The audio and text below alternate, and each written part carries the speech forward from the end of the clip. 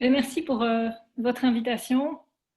Je pense que ça a peut-être encore plus de sens aujourd'hui qu'on est dans une situation tous et toutes si particulière, euh, d'avoir un échange comme celui-ci. Je trouve que c'est d'autant plus, ça nous alimente d'autant plus que voilà qu'on est en manque de relations chaleureuses et de relations humaines et de partage de ce qu'on vit, puisque ben oui, c'est sûr qu'on peut voir sa famille et qu'on la voit de très près, mais qu'on a moins l'occasion de partager avec des collègues, parce que c'est quand même chouette aussi d'avoir des collègues, ou avec ses amis ou le reste de sa famille. Donc ça me fait du bien aussi d'être là ce soir.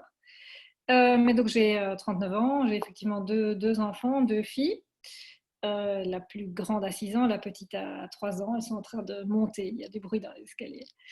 Euh, et donc je suis depuis juillet, fin juillet dernier, secrétaire d'État à Bruxelles à la transition économique, aussi à la recherche, et effectivement ministre-présidente de la COCOF. Alors, comment j'en suis arrivée là? Ben donc, je suis née il y a 39 ans à Schaerbeek, de parents très engagés. Ma mère était réfugiée, enfin, avant ma naissance. Elle est d'origine rwandaise et dans les années 70, elle a quitté le Rwanda pour la Belgique parce qu'elle était persécutée. Euh, et c'est là qu'elle a rencontré mon père. Euh, et mes parents étaient, quand j'étais petite et avant ma naissance même, très engagés, d'abord par le vécu de ma mère, mais aussi parce que mon père avait été objecteur de conscience, ancien 68 art, enfin, voilà, quelqu'un de très engagé politiquement. Il travaillait quand j'étais petite à Amnesty International. Ma mère, elle était infirmière au Petit Château. Donc non seulement elle avait été réfugiée elle-même, mais en plus elle était infirmière pour des personnes qui étaient réfugiées. Et donc depuis toujours, on m'a dit qu'il fallait pas se plaindre en fait, qu'on avait plein de chance de vivre ici. C'était une chance réelle, je veux dire, quand voilà le vécu de ma mère, c'est logique quoi. Je veux dire, c'est un truc évident.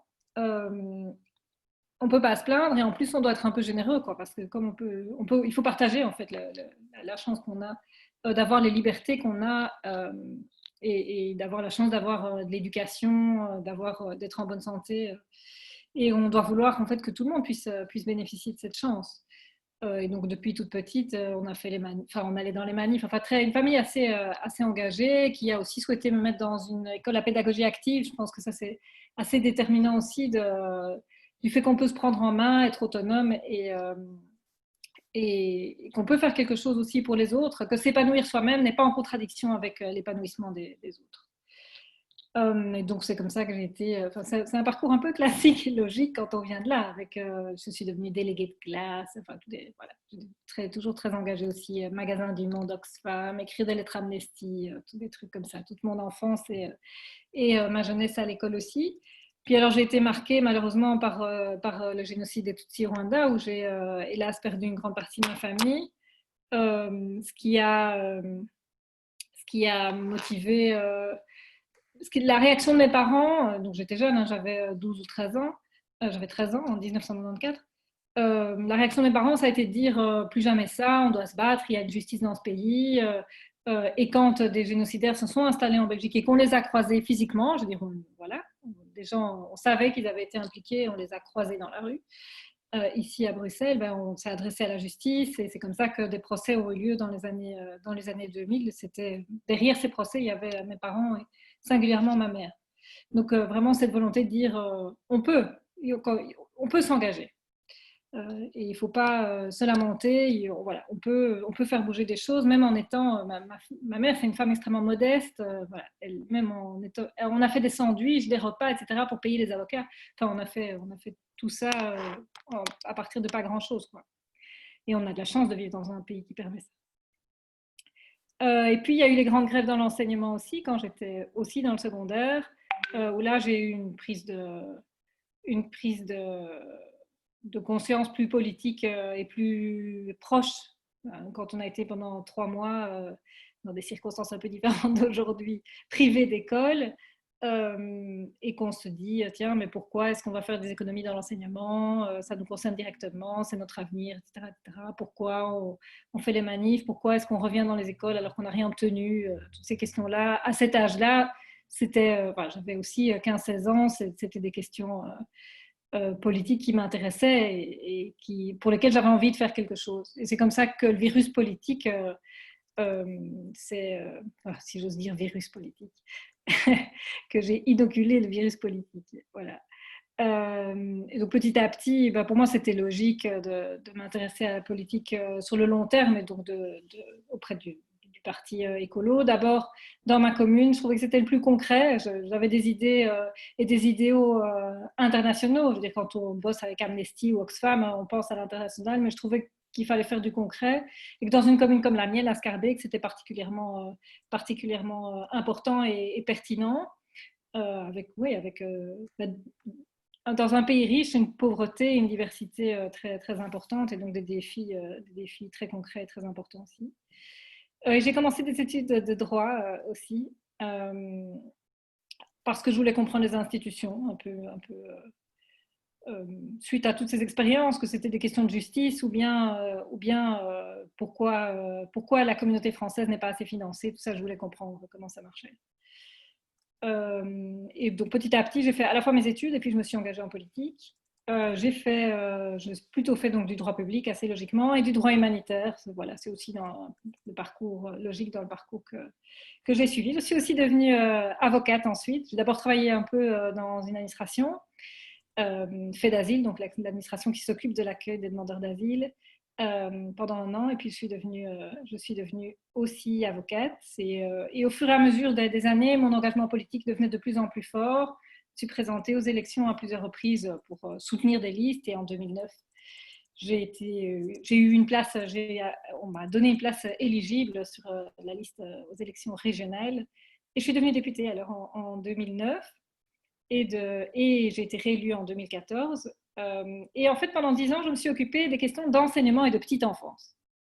C'était ça mon dossier. C'est le dossier, en fait, que, encore aujourd'hui, je pense que je peux dire que je connais le mieux et qui me touche beaucoup. Je dois dire que donc, je m'occupe bien sûr d'économie nuit et jour depuis le début de mon mandat, mais en particulier maintenant avec cette crise.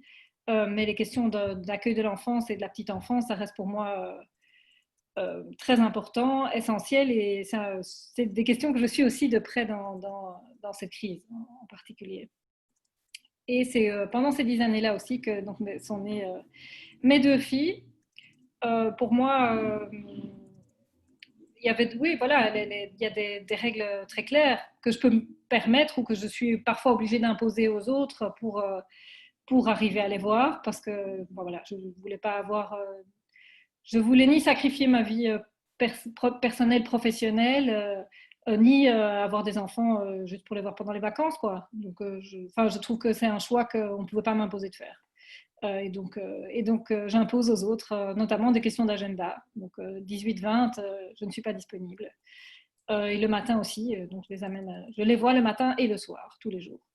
Bon, c'est la règle. Il y a des exceptions, évidemment, de temps en temps, et parfois aussi, c'est des exceptions pour moi-même. Hein. Je veux dire, c'est pas spécialement pour travailler, parfois c'est parce que j'ai aussi envie d'aller manger avec des amis, mais la règle, c'est celle-là. En principe, le matin et le soir, je suis pas disponible.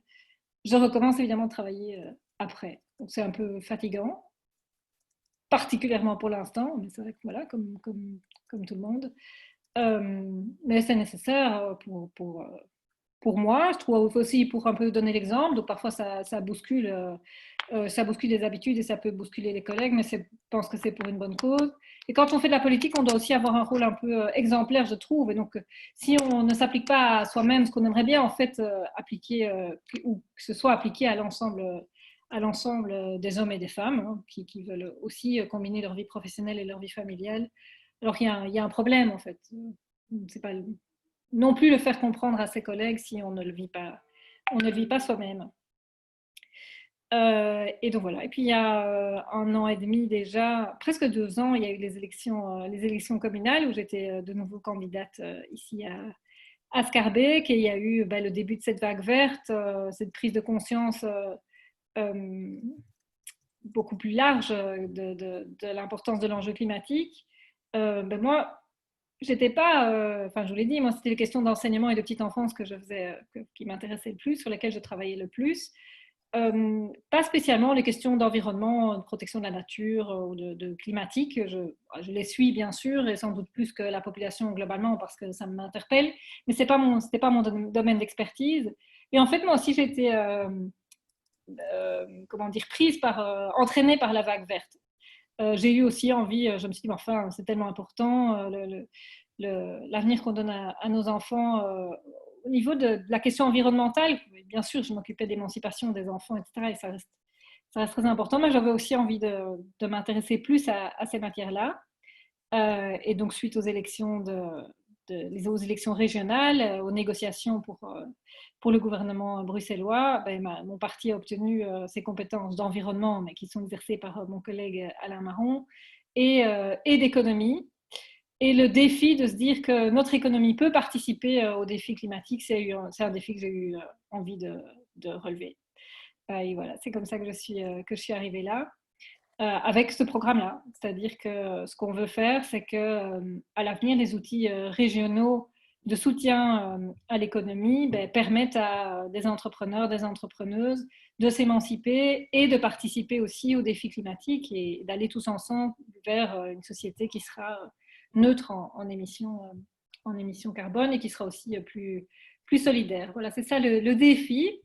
J'ai l'impression, c'est le défi. On a commencé évidemment depuis juillet à mettre les jalons en place avec les administrations, avec Hub notamment, pour arriver à ça, pour mettre en place les étapes de notre stratégie.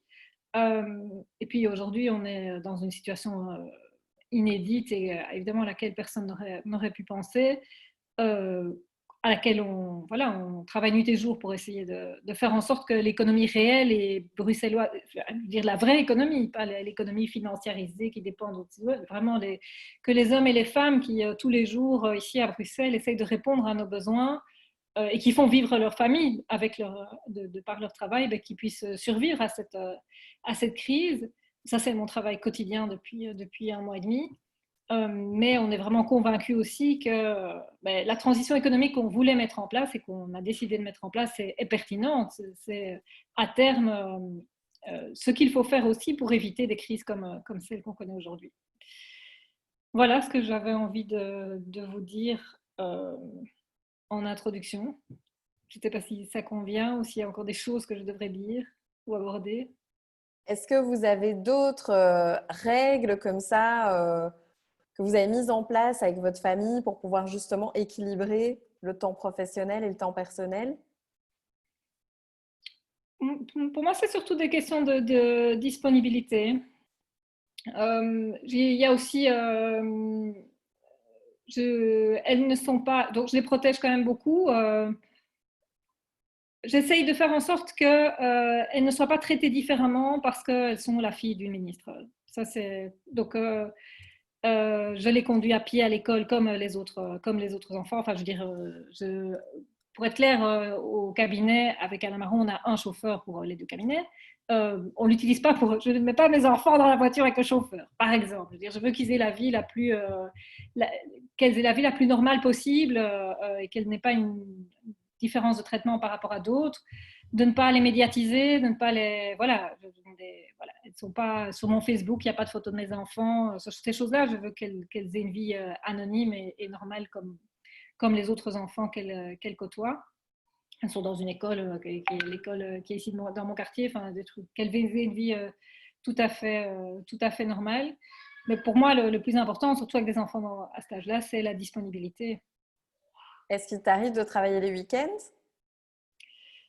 Ça arrive, mais moins. Donc moi, je suis en fait assez peu disponible pour mon travail le week-end, assez peu. Je crois beaucoup moins en fait que mes collègues, c'est vrai. Et c'est aussi parfois des sources de frustration parce que en fait les gens. Donc en semaine, je suis assez disponible pendant la journée, mais les gens, enfin, il y a beaucoup de gens qu'on veut croiser, etc., mais qui ne peuvent nous croiser que dans leur temps libre, c'est-à-dire en dehors de ces heures-là. Et donc ça, c'est un petit peu difficile. Donc en principe, j'essaie de n'avoir qu'une seule activité le week-end, donc soit une demi-journée sur le week-end, je m'accorde de travailler, mais le reste du temps, je suis avec elle. Et les sorties le soir, la semaine? Donc, à partir de 20h, je suis libre. Et donc, la plupart du temps, c'est pour travailler. Mais parfois, c'est aussi pour voir mes amis.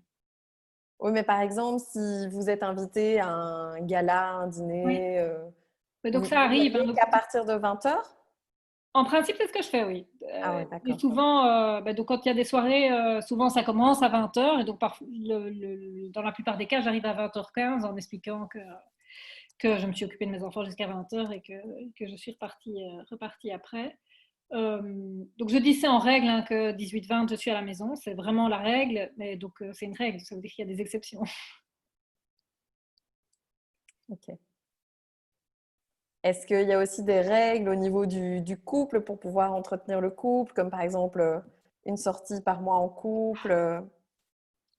Alors, j'ai la chance d'avoir des parents qui prennent mes enfants le vendredi soir. Waouh! En temps normal, puisque maintenant, ils en sont privés, et eux et mes enfants. Et donc, ça, c'est la bouffée d'oxygène de la semaine.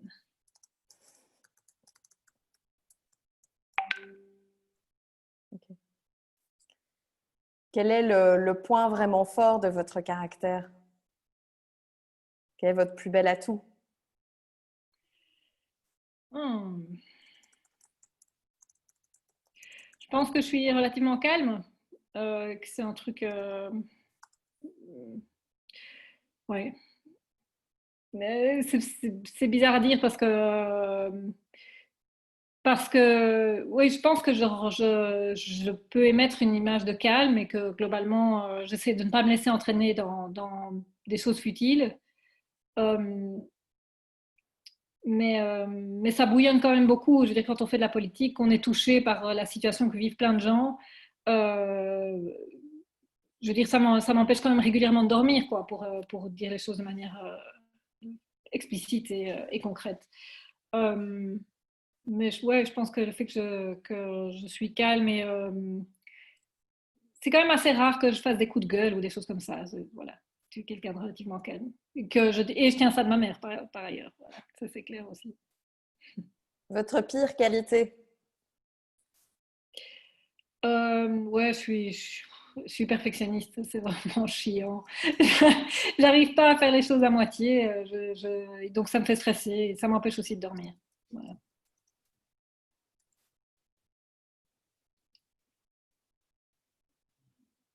Votre plat préféré? J'aime bien manger italien, des trucs très simples. Pas beaucoup de... Mais voilà, des pâtes avec une bonne sauce tomate, une vraie bonne sauce tomate, ou même avec un peu d'huile, un truc très simple, pas trop de chichi, des produits frais. Est-ce qu'il y a des questions parmi nos wowos?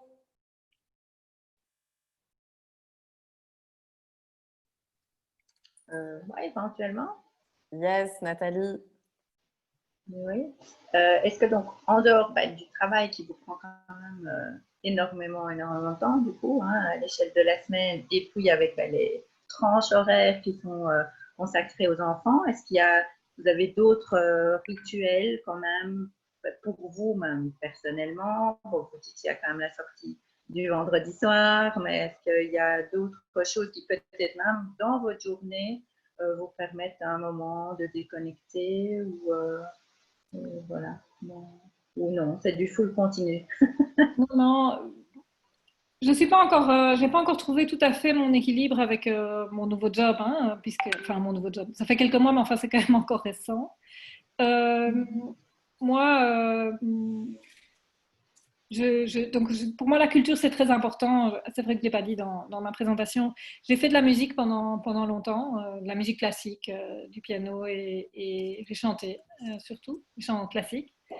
Euh, et j'aime beaucoup lire, j'adore lire, vraiment. Et j'aime bien même relire des livres que j'ai déjà lus et que j'ai beaucoup aimés. Donc voilà, j'adore vraiment lire. Je dois dire que depuis que j'ai eu mes enfants, je lis beaucoup moins, mais vraiment beaucoup, beaucoup, beaucoup moins. Et depuis que je suis ministre, je ne lis plus du tout. Euh, Là, j'ai vraiment plus du tout le temps. Mais alors, un truc qui me fait vraiment du bien, c'est d'écouter de la musique euh, en marchant. Donc, en fait, j'utilise assez peu assez peu, le chauffeur quasi pas, les transports en commun pas beaucoup non plus, je marche beaucoup et le fait d'avoir l'occasion de marcher et d'écouter de la musique avec mon téléphone, hein, donc de manière, c'est un truc complètement de vie moderne comme ça, d'être dans mon petit monde entre l'école et le boulot ou entre le boulot et chez moi le soir et d'avoir cette parenthèse en écoutant de la musique, c'est un truc qui me de prendre l'air, d'être dans cette espèce de, oui, de parenthèse entre ma vie professionnelle et ma vie privée. C'est un truc que j'apprécie beaucoup. Alors Barbara, je rebondis. Nous avons un book club chez les Wowo. Parce que les Wowo adorent lire et Nathalie est dans le book club. Donc s'il vous plaît, vos meilleures lectures, je vais les noter. Ceux justement que vous lisez, que vous relisez, on veut connaître les titres. La sélection de Barbara Tract, je vais la mettre sur notre book club, Nathalie. Ouais, super, merci, merci. Je dis maman. Ah oui. Bon, le livre qui m'a le plus impressionné de toute ma vie, c'est... allez, du coup, je ne retombe plus sur son nom. Confiteor de Jaume Cadré. Mais je ne vais jamais le relire. Il m'a super fort impressionné. J'ai eu du mal à m'en remettre. C'est un livre incroyable. C'est un peu... bon, en même temps, c'est une histoire un peu policière, l'histoire d'une vie et d'une vie qui raconte aussi l'histoire de l'Europe. Donc c'est romancé, hein, donc c'est pas un livre d'histoire. Enfin, je veux dire, c'est pas un essai, c'est vraiment un roman. C'est une très belle histoire, très marquante, très prenante. Je l'ai lu quand j'étais enceinte de ma deuxième fille. Voilà, c'est un livre qui m'a renversée en fait. J'ai réfléchi longtemps à ce que ce livre voulait me dire. Je crois que je n'ai pas encore tout à fait trouvé la réponse. Ouais, peut-être je le relirai, mais pas tout de suite. Mais oui, je le recommande. C'est un livre. En plus, c'est écrit de manière très très audacieuse et très intéressante, un style très intéressant. Donc vraiment, je le recommande chaudement. Après, ouais, mais j'ai du plaisir aussi à relire des livres que j'ai lus quand j'étais adolescente et que j'aimais bien quand j'étais adolescente. Récemment, j'ai lu Barjavel. Je ne sais pas qui d'entre vous a lu ça, mais moi j'ai lu ça adolescente. La nuit des temps, c'est assez parlant par rapport à l'époque qu'on a entendu. J'adore. Ouais. J'adore La nuit des temps. Magnifique. Et l'enchanteur aussi. Ah, et l'enchanteur, oui, complètement. Oui, voilà. Voilà, mais après, je peux toucher un peu à tout. Hein. L'été dernier, j'ai lu Adeline Dieudonné, La vraie vie. Donc voilà, auteur belge, c'est très bien, c'est un très bon livre. Ouais, je lis des choses, je peux lire des choses très différentes aussi. J'ai lu La Servante écarlate, même si voilà, il y a une série, je l'ai lu en roman aussi. C'est mon plaisir aussi avant les vacances que j'adore faire, c'est aller dans une grande librairie et acheter une pile, quoi. Voilà. Après, j'ai pas le temps de les terminer, mais ah oui, des policiers, hein, il y a des bons policiers aussi. Philippe Kerr, la trilogie berlinoise, enfin, je les ai tous lus, ils sont tous très très bons. Et puis des policiers suédois, Henning Mankell, donc voilà, tout ça j'ai lu, j'adore.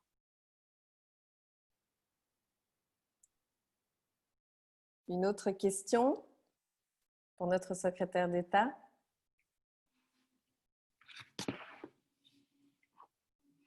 Moi, j'en ai plein.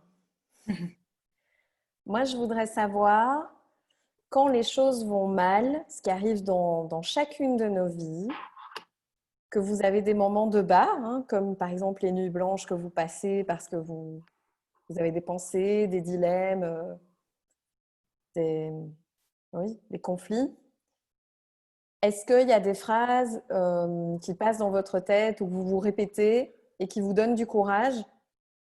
Comme par exemple, moi j'ai une phrase et je me dis, si d'autres l'ont fait, je peux le faire. Voilà, ça me donne du courage. Ou je me dis, demain est un autre jour. J'ai des petites phrases qui me remontent le moral et qui me tiennent en fait. Et je voudrais savoir si vous en avez. Moi, je pense que ce qui a une grande influence sur moi, c'est la musique.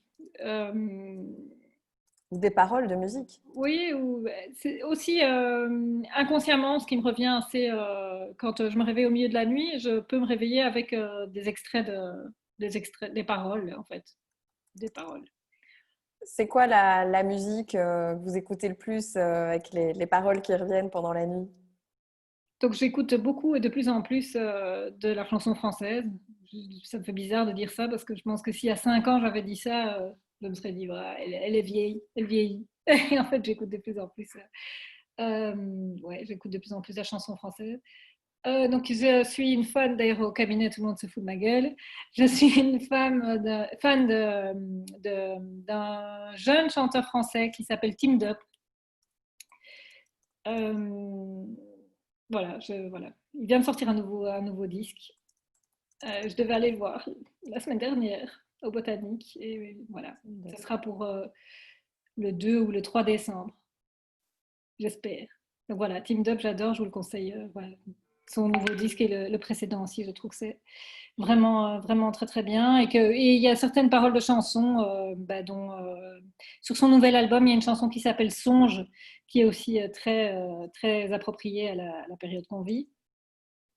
C'est pas une chanson rigolote, mais voilà. Il y en a d'autres qui sont plus sympas et positives et optimistes. J'adore M aussi.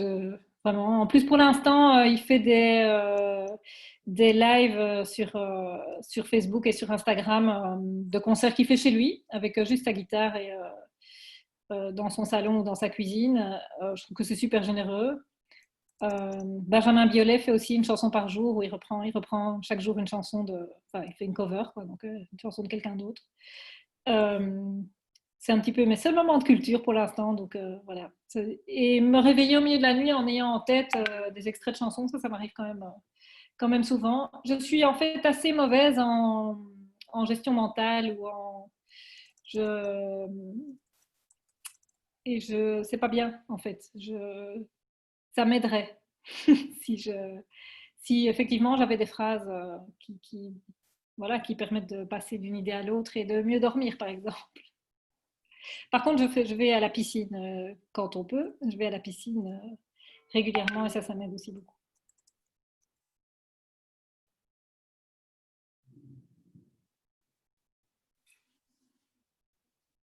Le défaut qui vous agace le plus chez les autres?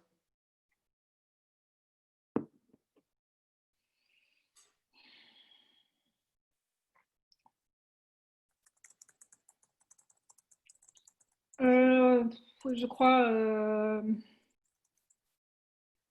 à mon avis, la mauvaise foi et la médiocrité, quoi. Je crois que je suis tolérante pour plein de trucs et que les gens peuvent avoir en fait plein de défauts, mais les cacher, ouais, non, ouais, être un peu hypocrite, voilà, j'aime pas trop.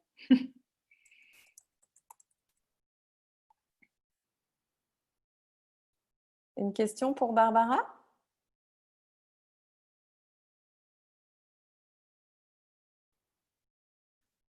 Est-ce que vous avez des questions?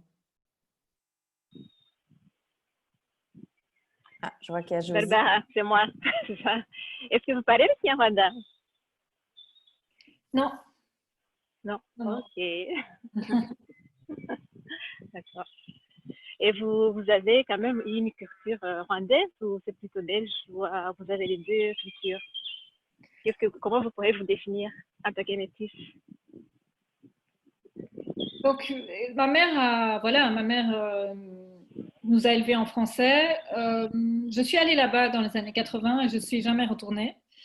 Donc, je ne suis pas retournée depuis que j'ai perdu ma famille.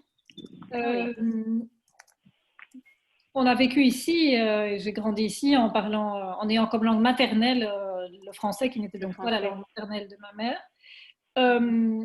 Mais n'empêche que et j'ai par ailleurs un nom qui n'a pas de consonance africaine, voilà. Ouais. N'empêche que j'ai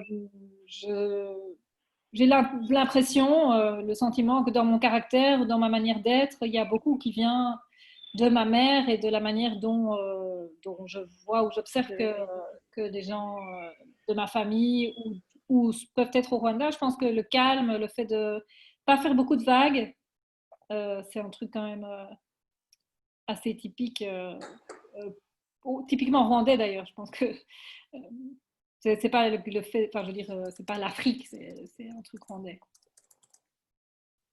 C'est long. Ça peut être positif et négatif. Il y a du bon et du mauvais. Oui. Ça fait. Oui. Voilà, c'était tout. Ouais. Merci. Merci, Josie. Une autre question pour Barbara? Oui, j'ai une question assez courte. Donc, vous aviez parlé que quand vous étiez petite, vous écriviez par exemple des lettres à Annecy, ce genre de choses. Je suis désolée, il y a des scooters qui passent devant chez moi. Mais est-ce que ça a toujours été une évidence pour vous de travailler pour la communauté, de faire des choses qui font sens? Est-ce que c'est une décision que vous avez prise sur le tard ou est-ce que ça a toujours été une évidence pour vous dès l'enfance? Oui, donc c'est une évidence. Pour moi, c'était une évidence depuis l'enfance parce que mes parents m'ont élevé comme ça. Voilà, et effectivement, il y a des photos de moi dans une poussette à des manifs Amnesty, quoi. Donc, voilà, après, après c'est difficile de faire autre chose que ce qu'on vous a, voilà, la manière dont on vous a éduqué. Ok. Merci. Est-ce que vous croyez au destin, Barbara, ou est-ce que tout ça, ça fait partie de, voilà, de ce que vous deviez vivre? Est-ce que c'était un rendez-vous ou est-ce que c'est un pur hasard? Non, je crois qu'on se construit, en fait. Non, donc il y a du hasard dans les rencontres qu'on fait et dans la famille dans laquelle on est, mais à partir de ça, je pense que qu'il n'y a pas beaucoup de surprises. Enfin, en tout cas, c'est mon ressenti. Après avoir rencontré, mais avoir des parents comme ceux-là, avoir été dans une école à pédagogie active, avoir vécu tout ce que j'ai vécu, c'est pas tellement étonnant d'être là où je suis. C'est pas une évidence, parce qu'après, j'ai fait des choix, parce que j'ai fait des erreurs, parce que j'ai peut-être rencontré parfois pas rencontré la bonne personne au bon moment, ou au contraire rencontré la bonne personne au bon moment. Mais en fait, je pense que ouais, son destin, on le construit quand même. Enfin, je veux dire, il est explicable, c'est pas la fatalité en fait. Ok. J'ai une question. Est-ce qu'en politique, vous avez la possibilité d'être à l'écoute de votre rythme physiologique?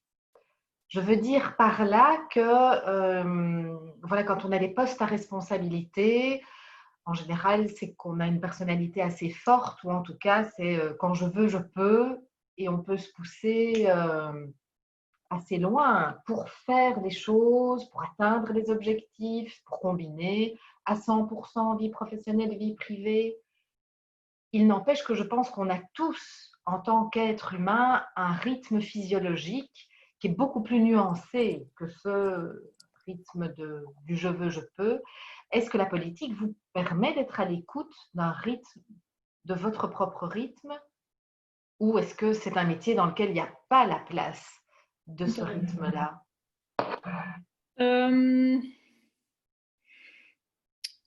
Ça dépend des moments. Donc moi, par exemple, j'ai besoin de beaucoup dormir, donc je le sais, donc je me donne ce temps aussi. Voilà, en dessous d'un certain nombre d'heures enfin, je veux dire, pendant quelques jours, ça ne marche plus.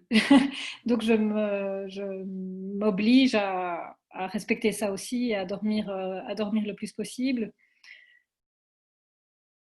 Enfin, je me l'impose. Enfin, je veux dire, c'est comme quelque chose qu'on met dans son agenda, quoi. Je sais que je veux voir mes enfants et je sais que j'ai besoin de beaucoup dormir et je sais qu'il faut que j'aille à la piscine parce que sinon, voilà, sinon ça tourne pas. Mais le rythme, il est aussi variable. En fait, bon, comme député pendant 10 ans, j'étais quand même très très libre. Là, je veux dire, il y a personne, on doit pas, je veux dire, on doit pas pointer. On a des obligations de présence, mais qui sont en fait assez faibles. On doit aller en commission une fois par semaine et en plénière une fois par semaine aussi. Euh, En dehors de ça, on n'est pas obligé d'être là. Et donc, on aménage un peu son temps comme on veut. ça ne veut pas dire qu'on fait rien, mais on peut aménager son temps comme on veut. Et donc, on peut être effectivement à l'écoute de son rythme. Voilà. Comme ministre, c'est un peu plus compliqué. Là, mon agenda ne m'appartient plus, pour être clair. Je ne m'occupe pas de mon agenda. Je le regarde, je vois. En fait, je regarde le dimanche soir ce qui va m'arriver pendant la semaine. Maintenant, j'ai compris que je devais moi-même mettre dans mon agenda des plages auxquelles on ne touchait pas, parce que sinon c'était trop. Donc là, je ne suis pas encore habituée, mais il y a moyen. Je veux dire, voilà, il y a des ajustements encore à faire, mais il y a moyen. À mon avis, pour vous, c'est plus compliqué. Je veux dire, être indépendant. Donc j'ai été avocate, mais Marie, qui est là, a été avocate aussi. Être dépendant de ses clients, c'est plus contraignant en fait. Moi, voilà, le jeudi matin, il y a gouvernement, donc là c'est clair que je dois y être. Il y a les séances au Parlement où je dois répondre aux questions, je dois y être aussi. En dehors de ça, je dois avoir plein de choses, j'ai beaucoup de travail, j'ai beaucoup de choses à faire, etc. Mais en soi, si pendant une semaine, je dis, écoutez, cette semaine-là, il n'y a pas moyen, c'est pas possible, il y a moyen de ne faire que le minimum vital. Est-ce que du coup, parfois, vous vous levez plus tôt pour pouvoir assumer la charge de travail? Je suis plutôt du genre à travailler plus tard. Me lever, c'est compliqué. Jusque quelle heure, par exemple, ça peut arriver que vous travaillez plus tard, à partir du moment où vos filles sont couchées, vers 20h, par exemple? Donc, travailler jusqu'à minuit, ça, c'est courant, c'est quotidien. Bon, après minuit, ça devient compliqué. De toute façon, je veux dire, ça, je ne sais plus être efficace après ça. Donc, minuit est la règle. Après, voilà, parfois, c'est plus tard. Mais en tout cas, pour ma part, vu que vous demandiez, j'ai un peu le même rythme que vous. Hein. C'est pareil. De 18 à 20, je suis injoignable. Et je conduis tous les jours mon fils à l'école. J'ai de temps en temps de l'aide de mes parents pour aller le chercher à l'école, comme par exemple le mercredi. Mais c'est pareil, je rallume souvent mon ordinateur. J'essaye de me limiter à 4 soirs par semaine. Et le week-end, je ne décroche pas. Et je limite 2 sorties le soir par semaine. Ça, c'est le maximum que je fasse. Vraiment le maximum. Donc, mettre des limites, en fait. Ouais. Ouais. Est-ce qu'il y a d'autres questions pour notre invité? Même de la part de sa collaboratrice. Hein. Oui, mais c'est vrai que j'ai pas vraiment de questions, mais c'est assez intéressant et chouette d'avoir un échange comme ça. Mais c'est assez rare, quoi. Je veux dire, au barreau, j'aurais jamais eu un échange. Ouais, donc c'est chouette.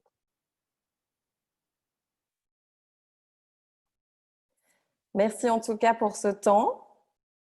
Alors, je vous propose, s'il n'y a plus aucune question, de passer au tour des je veux.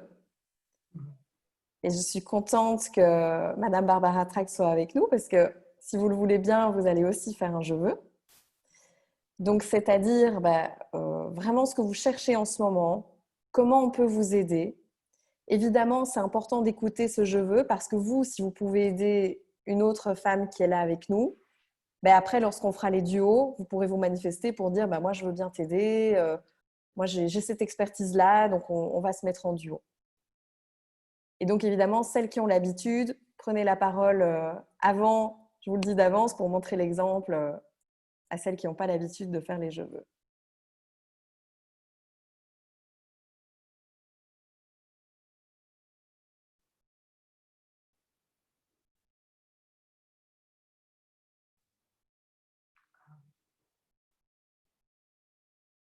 Ah, Floram, j'active ton micro. Merci. Juste pour montrer l'exemple aux autres par rapport au je veux. Je veux un entretien avec Florence. Moi? Oui. Ah, ok. Là, il y a un duo. C'est bon, duo. Mais évidemment, attends, Floram. C'était à titre d'exemple aussi. D'accord. Non, mais en fait, Voilà, c'était une boutade.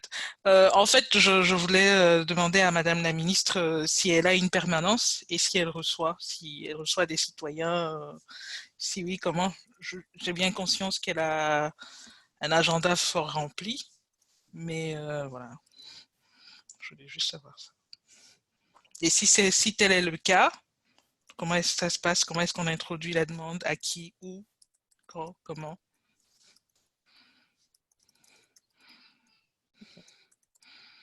Bah, Madame la ministre, vous pouvez déjà Oui, répondre, hein. oui. Oui, je reçois des gens en temps normal au cabinet. Mais donc, on prend un rendez-vous, en fait, tout simplement.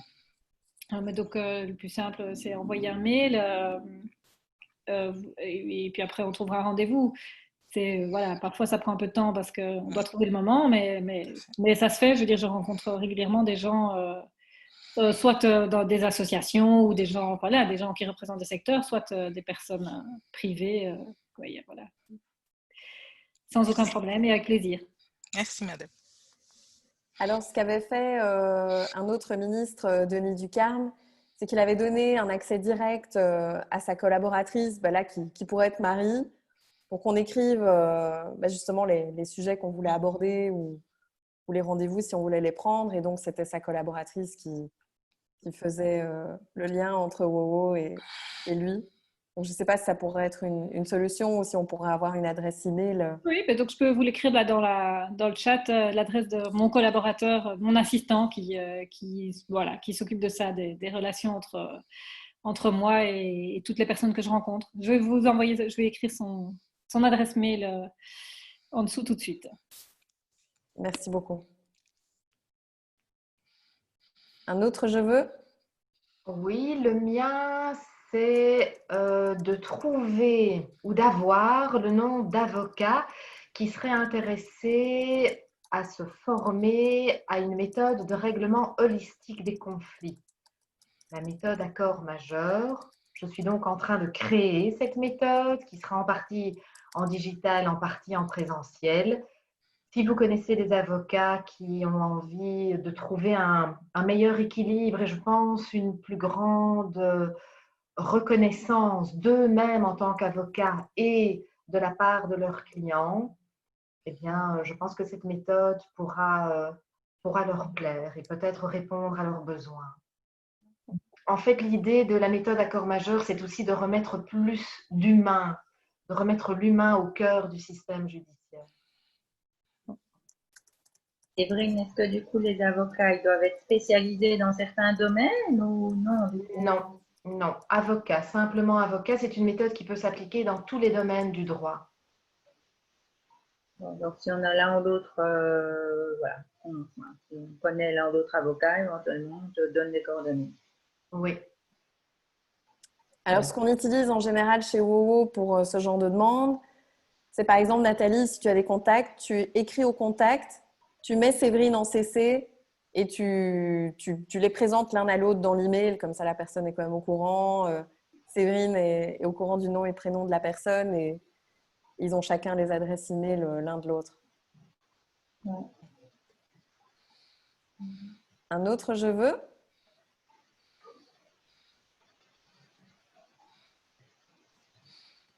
Josie, comment on peut t'aider? Le micro, le micro. Bon, je l'active moi-même. Ah voilà, c'est bon. Ok. Alors, comment on peut m'aider, moi? Donc, mon objectif, c'est d'avoir au moins 1000 participants cette semaine. 1000 Donc, si vous participants? savez, oui, c'est ça, 1000 dons. En tout cas, les participants qui vont donner des dons. Donc, 1000 personnes, que ce soit le montant, peu importe, mais je vais juste des dons pour 1000 personnes cette semaine. C'est mon objectif. Donc, il faut partager le plus possible et donc, voilà, c'est tout ce que je peux demander. Donc, partager ta publication. Tout à fait. Est-ce que tu peux la mettre, du coup, mettre le lien dans la textbox? Ah, ok, ça va, je vais faire ça. La page, en fait, oui, c'est ça, la page que j'ai créée. D'accord, je fais ça. Yes. Ça, c'est mon je veux. Merci, Josie. Merci à vous. Un autre je veux?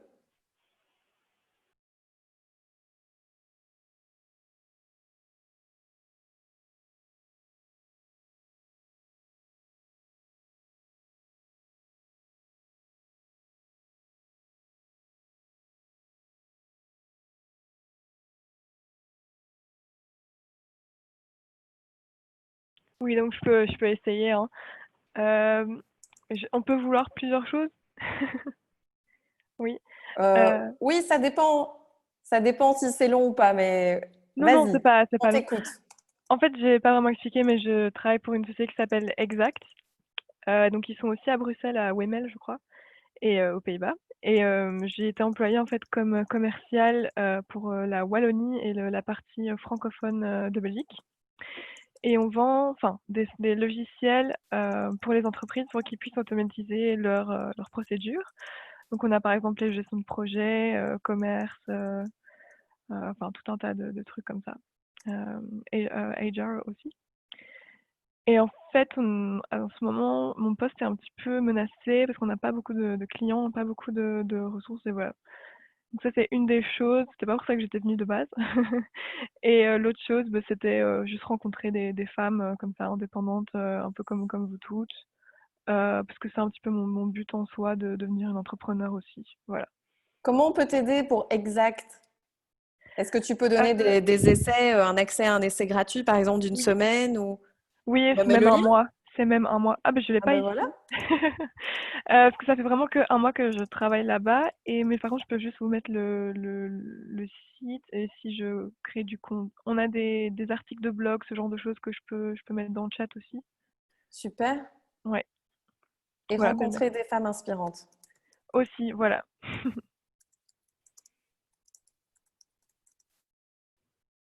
En devenant membre Wowo, tu en rencontreras plein.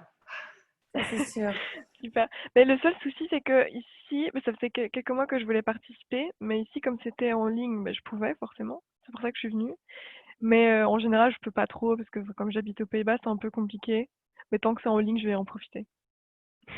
J'en profite, Camille, pour rebondir. On Ouais. sort un abonnement online Mhm. only Ouais. parce qu'on a justement eu des demandes même de la France Ah, et ok. de Caroline du Nord pour Ah oui. adhérer à WoW Community, mais seulement online. Donc, on sort l'abonnement normalement cette semaine.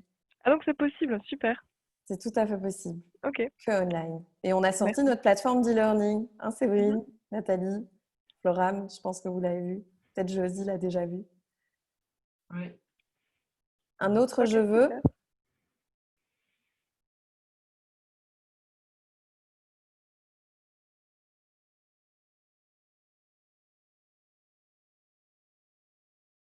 Bah, je vais y aller. Hein.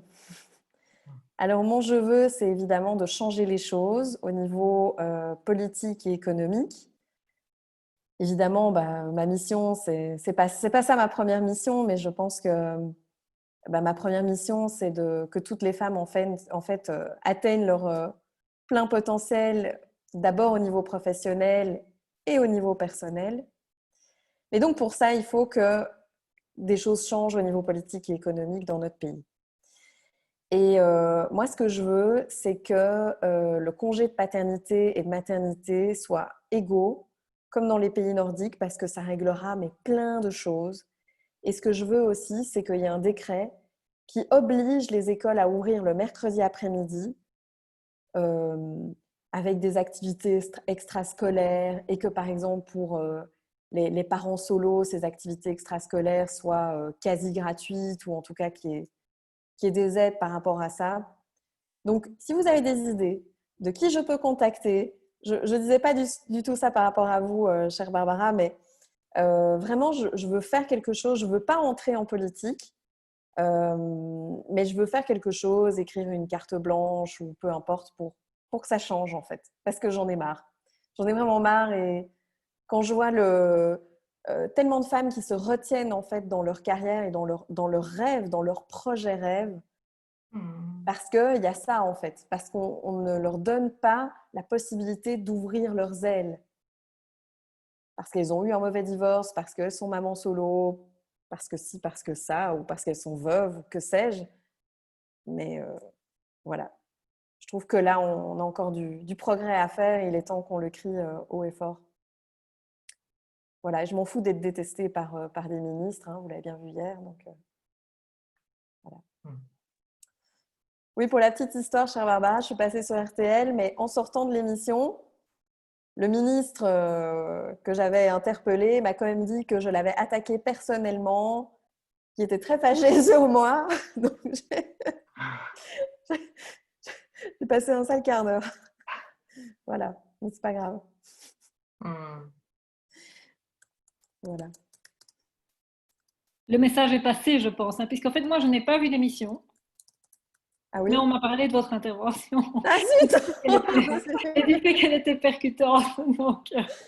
Donc c'est ça l'important. Je veux dire, Oui. les stratégies d'intimidation, voilà, c'est courant. Mais c'est pas grave. Je veux dire, l'objectif final, enfin, c'est pas grave. Si, c'est grave parce que vous en parlez encore aujourd'hui, donc c'est pas bien. Mais le message, il est passé. Et en fait, ça répond quelque part à votre je veux aussi, parce que c'est voilà, c'est de le faire savoir pour que, je veux dire, pour qu'une idée prenne en politique et qu'on puisse la défendre, il faut qu'on sente qu'il y ait une demande par rapport à ces demandes. Et donc, le fait que des personnes qui ne sont pas engagées en politique viennent le dire sur des plateaux télé, en fait, c'est très décisif. J'espère. En tout cas, c'est bon signe vu qu'Hélène24 m'a contacté il y a 2 heures pour le même sujet. Ouais. C'est bon. Donc, si vous avez des idées de solutions aussi par rapport à ça, je suis évidemment complètement demandeuse. Alors, d'autres je veux? Qui n'en a pas fait? Ben, Marie et Barbara et Nathalie n'en ont pas encore fait.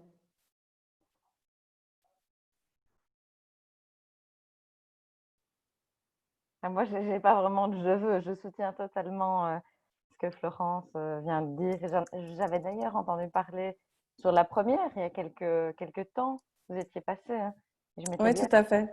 c'est chouette, effectivement, quelqu'un qui n'est pas en politique et qui défend ça, sachant que j'ai fait un Erasmus à Copenhague et que là-bas, c'était, la différence était quand même assez importante au niveau implication des papas, et on le voyait dans les plaines de jeu à 16 heures. C'était assez dingo. Voilà, je veux que les femmes puissent s'épanouir professionnellement et ne pas s'auto-limiter par des pensées en se disant qu'elles ne sont pas capables ou qu'elles valent moins que leurs homologues masculins. Donc, voilà. Mais peut-être du coup une action que nous, on peut faire pour pouvoir t'aider à atteindre ce je veux. Mais continuer la WoW community, hein, j'ai envie de dire. Et continuer cette sororité entre femmes qui s'entraînent dans une dynamique voilà, où les choses sont en fait possibles et on s'entraide, quoi. Merci.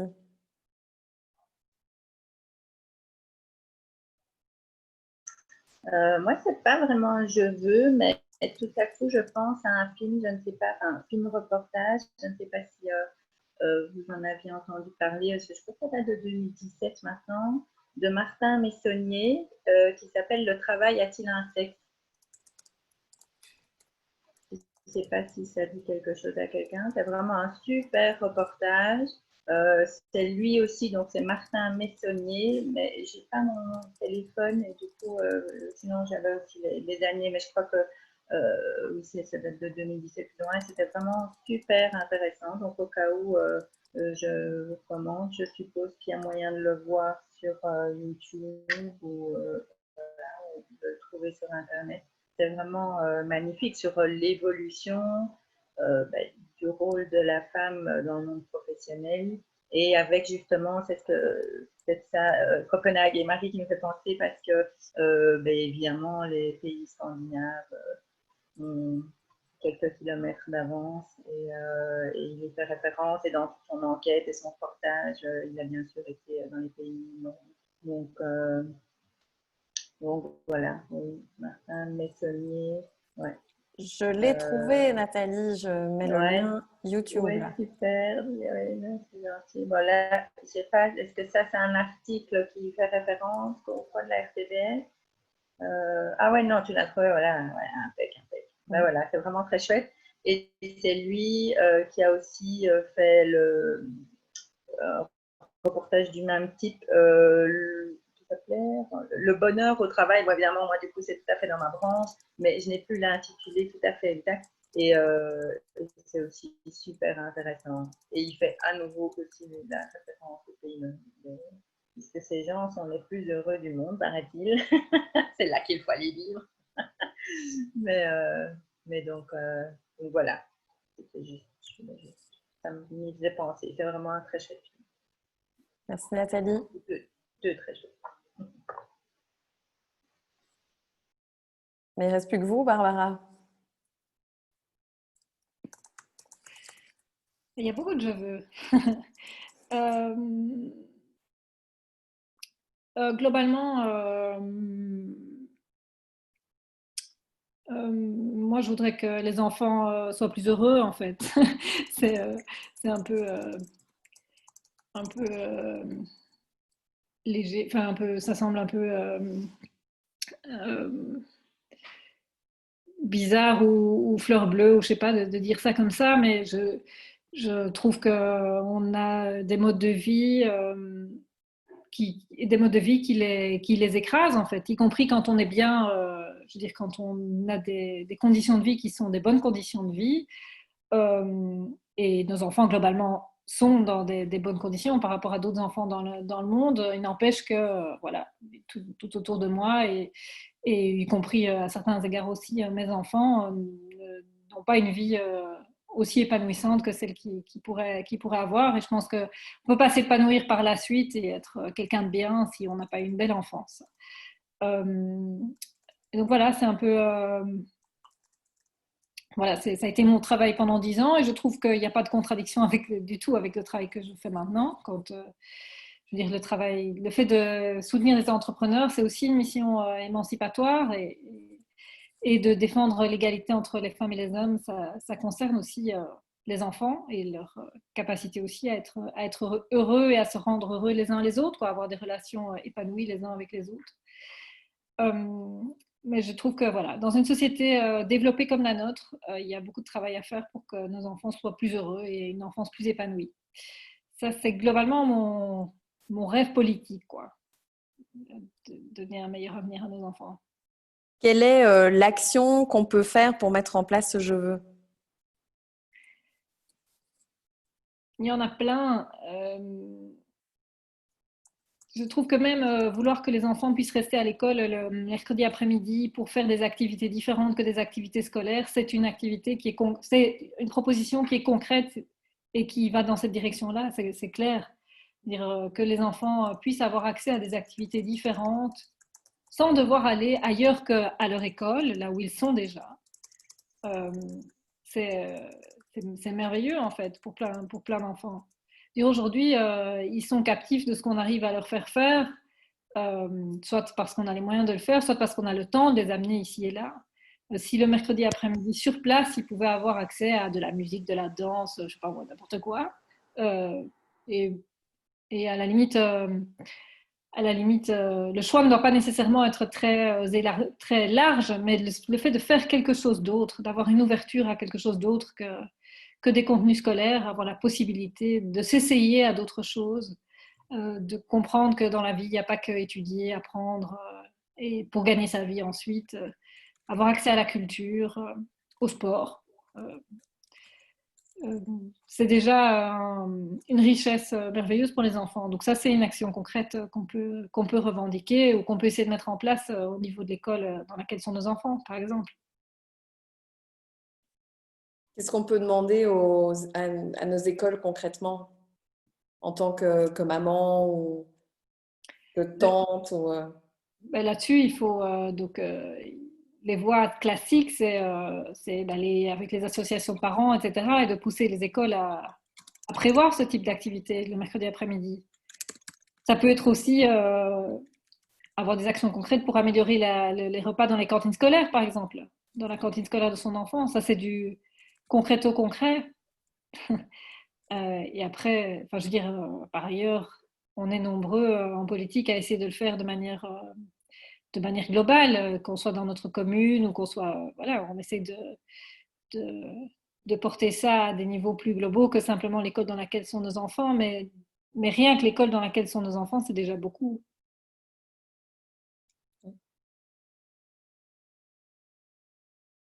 Merci beaucoup, Barbara. Est-ce que du coup, on a des duos?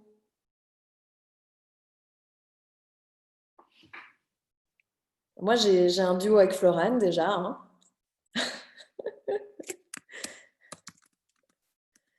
Moi, j'ai un duo avec Nathalie. Ouais.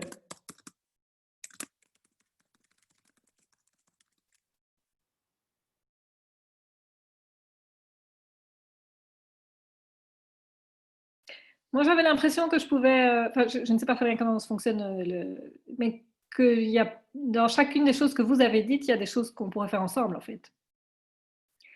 Donc, par exemple, j'ai été avocate et donc cette idée qu'a proposé Séverine, je vois des gens, j'ai pensé à des gens que ça pourrait intéresser. Enfin, voilà, je vais aller voir le site exact, c'est ça. Enfin, donc je me suis dit qu'avec tout le monde, il y avait des choses que je pouvais faire. Alors, ce qu'on fait pour les je veux, c'est qu'on les écrit par mail et on les envoie à toutes les participantes. Donc, on mettra votre collaborateur Geoffroy Livemont dans les je veux et donc ben, il vous en parlera et vous pouvez à ce moment-là répondre aux je veux que vous voulez. D'accord. Super.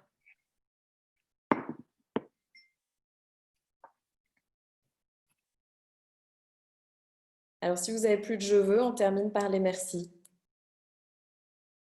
Une gratitude que vous avez par rapport à un duo, par rapport à quelque chose que vous avez appris avec nous.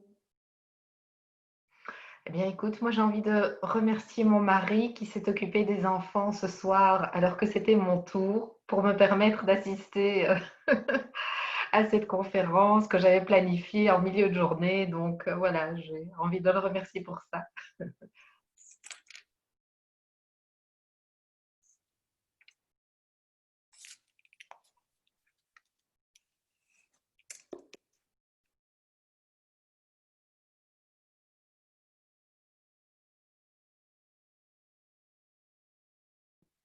Mais moi, je veux bien remercier pour la générosité, en fait.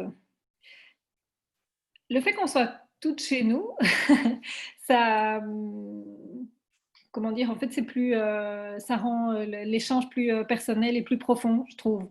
Même si, en fait, on n'est pas ensemble, il y a quelque chose de plus, en même temps plus intrusif, mais aussi du coup de plus sincère, je trouve, à voir ce qu'il y a derrière vous et que vous savoir et à me sentir aussi sans doute plus à l'aise parce que je suis chez moi, enfin un truc qui, voilà.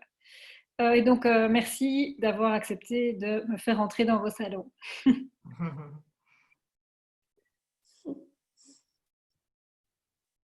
Merci à vous, hein, Barbara, pour le partage aussi, pour nous avoir quand même expliqué, dévoilé une partie de votre vie. C'est aussi toujours agréable, voilà, quand des personnages publics, de connaître un petit peu limite l'envers du décor et le parcours en tout cas. Donc, merci à vous voilà, pour ce partage. Merci beaucoup, Barbara.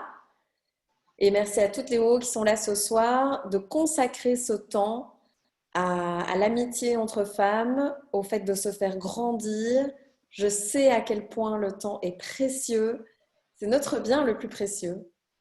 Hein, c'est pas l'argent, hein, c'est pas l'énergie, c'est pas les heures de sommeil. On peut encore les récupérer, mais le temps, on ne peut jamais le récupérer. Donc, c'est votre bien le plus précieux. C'est le plus beau des cadeaux que vous puissiez nous donner. Donc, merci. Et chère Barbara, j'espère que vous viendrez à une de nos académies. Comme ça, on pourra se rencontrer en vrai. Avec plaisir, avec grand plaisir. J'ai hâte de pouvoir de nouveau rencontrer des gens en vrai et vous en particulier. Alors, nos prochains rendez-vous, cette semaine, il y a un rendez-vous tous les jours. Mais alors, bon, Barbara, vous ne le savez pas, mais on a parfois des catégories aussi selon les challenges de chacune. Donc, demain midi, c'est le rendez-vous pour le programme. Donc là, on retrouvera Séverine. Je pense que c'est la seule parmi nous qui suit le programme. Oui, c'est exact. Mercredi, on a rendez-vous avec le mari de Séverine, qui est un expert en prise de parole en public et qui nous expliquera comment on peut utiliser le storytelling dans notre communication. C'est très intéressant parce qu'on revient encore plus aux histoires, à l'humanité, à notre authenticité, encore plus maintenant. Donc, c'est intéressant d'utiliser ça, et évidemment de manière authentique, dans votre communication. Alors, jeudi, c'est comment filmer et monter une vidéo avec votre téléphone, qu'on avait déjà eu avec Camille, et du coup, il y avait plein d'eau qui avaient envoyé leurs vidéos montées, c'était juste magnifique. Vendredi, on a le lunch des CEO et chefs d'entreprise. Donc, justement, ça c'est réservé aux femmes chez nous qui ont une équipe à gérer. Donc, c'est vrai que les challenges sont parfois différents. Et alors, la semaine d'après, on a comment travailler nos zones d'ombre avec Evelyne Faniel de confianceensoi.be qui est déjà venue chez nous. La conférence avait eu un grand succès. Donc, soyez au rendez-vous. Cette fois-ci, c'est sur le temps du midi. Donc, la fois passée, c'était le soir. Là, c'est le temps du midi. Donc, on a interverti pour permettre à certaines qui ne sont jamais disponibles le soir de pouvoir y participer. Évidemment, nous sommes là à votre écoute s'il y a quoi que ce soit. Je vous dis merci à toutes. Si vous avez encore quelque chose à ajouter, n'hésitez pas. Merci Camille d'avoir été parmi nous. Merci chère Barbara. Merci chère Marie. Et on vous dit à très bientôt. Merci à toutes. Merci Barbara. Bonne continuation. Merci pour votre temps. Bonne soirée. Au revoir. Bonne soirée. Au revoir.